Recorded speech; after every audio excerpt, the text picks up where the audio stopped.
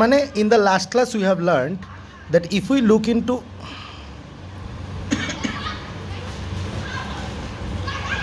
see symbolize করা তো biomolecules বোধহয় আর বুঝবি না এদিকে দেখ তার মানে তোরা amino acids in the last class I was discussing about amino acids which are the building blocks of proteins amino acids are the building blocks of proteins মানে proteins is a polymer many monomeric units join with covalent bonds to create protein. So one of it is amino acid. So how are amino acids? Amino acids are like this. Suppose you give one C, give 4 bonds of the C. In one of the bond there will be NH2 linked. In one of the bond there will be COOH linked. In one of the bond there will be H linked, and in one of the bond is the variable R group. The R group varies from one amino acid to another amino acid.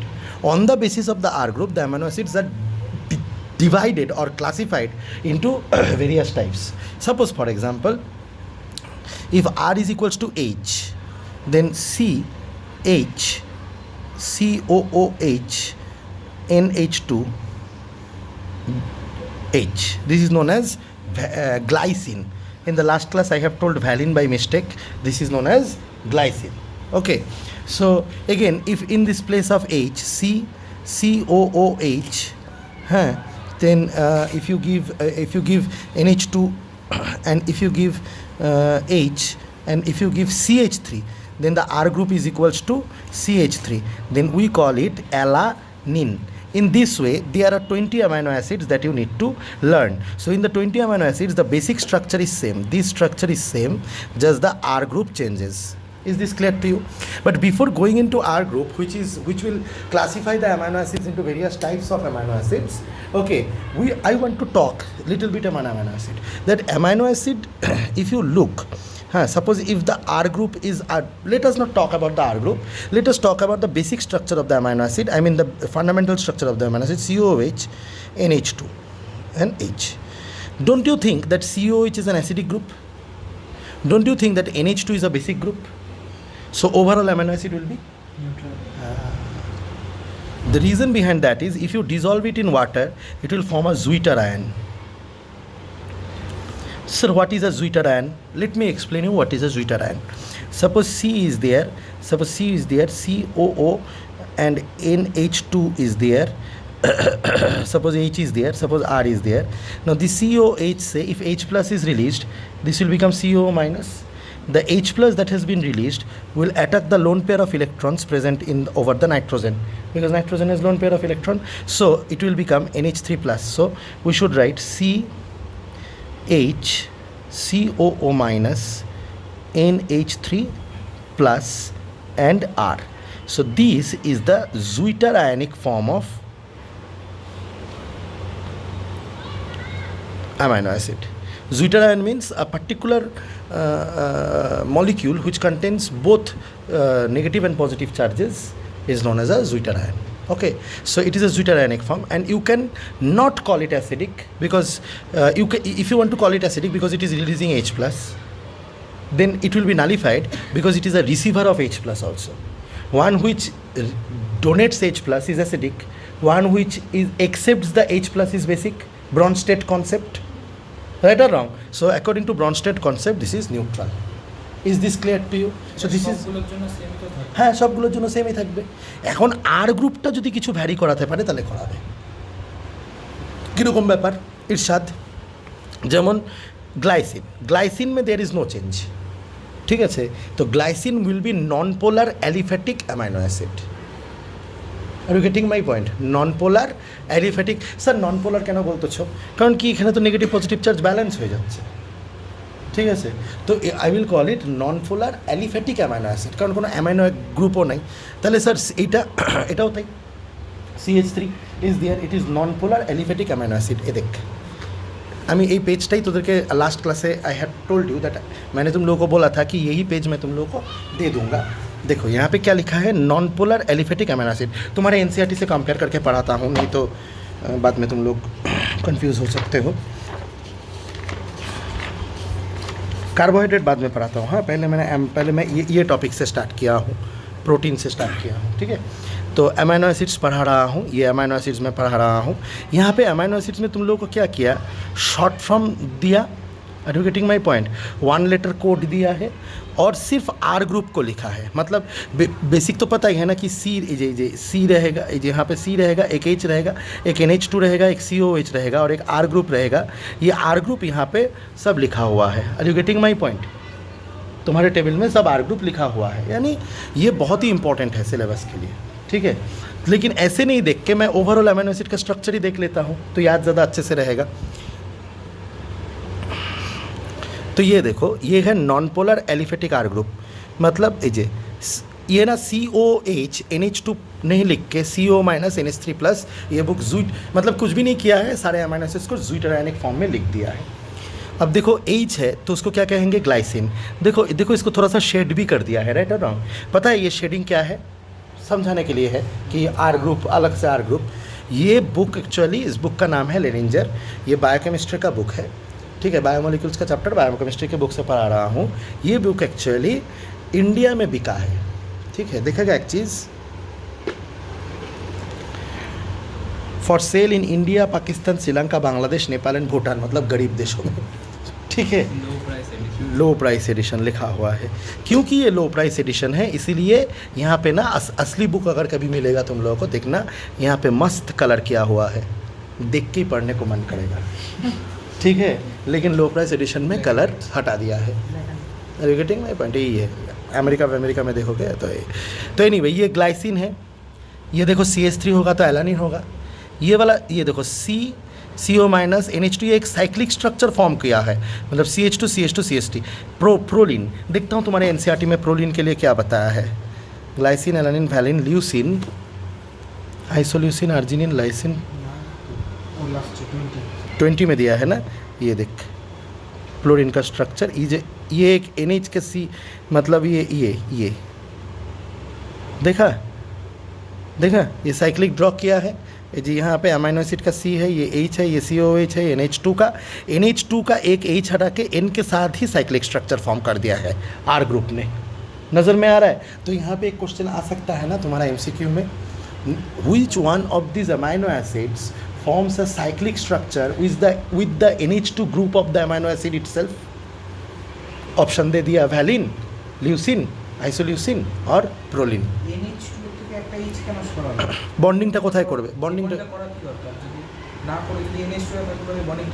তাহলে এর valency fill up रहते जे Saurabh is asking, ये वाला NH2 के साथ ये वाला bonding करने का, CH2 ये वाला बॉन्डिंग करने का ज़रूरत क्या था, राइट और रॉन्ग। यही तो पूछ रहा है ना कि NH2 के साथ ये वाला बॉन्डिंग करने का ज़रूरत यही था कि नहीं तो CH2 में ये वैलेंसी फिलअप नहीं होता, CH3 हो जाता ना। तो 1 2 3 मतलब एक बॉन्ड इधर, 2 बॉन्ड हाइड्रोजन के साथ, 4 नंबर बॉन्ड कहाँ जाएगा। मतलब ये ऐसा एक अमीनो एसिड है।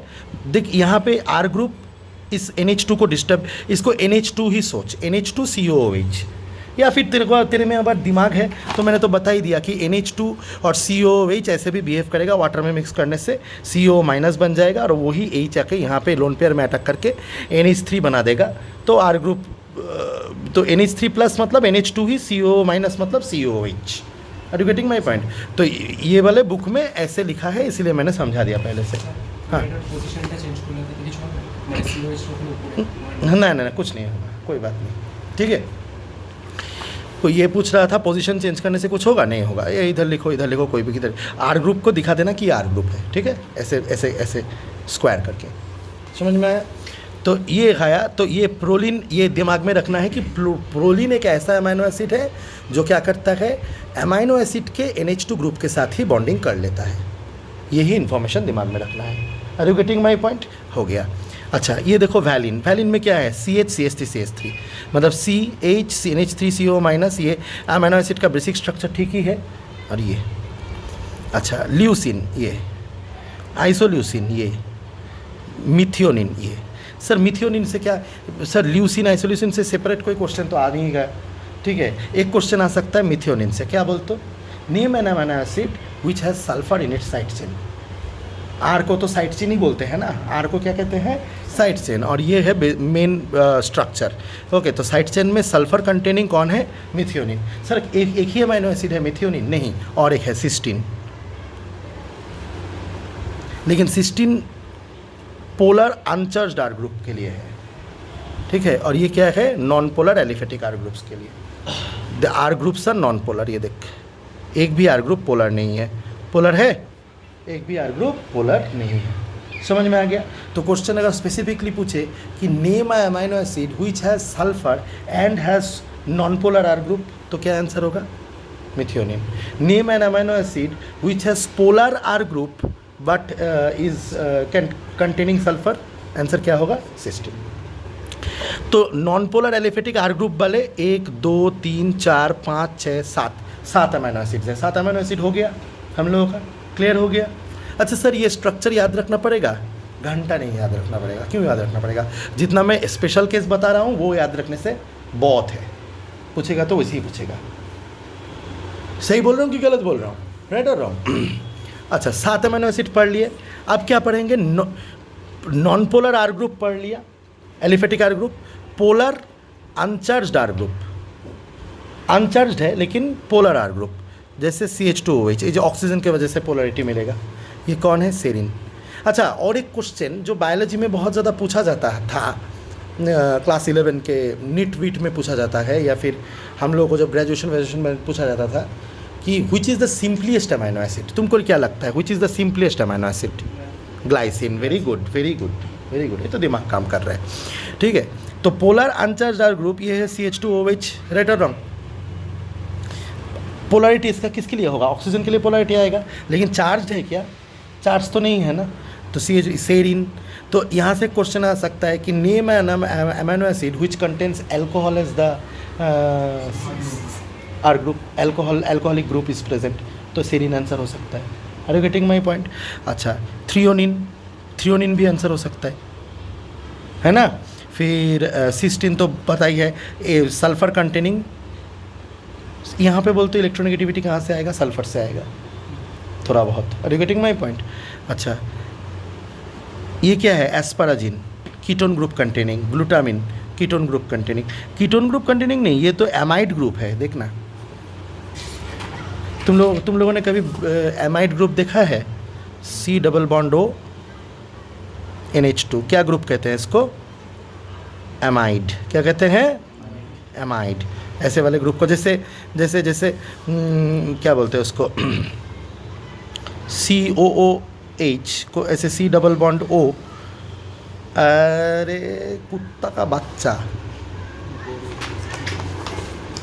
इधर देखो, C+O कीटोन ग्रुप है, तो कीटोन ग्रुप के साथ अगर एक OH आ जाए तो क्या बन जाता है?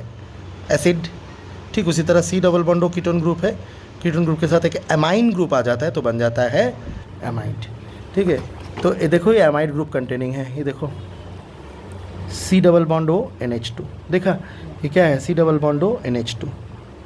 Got my point? अंडरस्टूड? ठीक है, तो ग्लूटामिन, एस्पाराजिन, तो 1 2 3 4 5 5 और 7 12 अमाइनो एसिड खत्म। और एक amino acid aromatic R group. Aromatic R group मतलब एरोमेटिक रिंग रहेगा।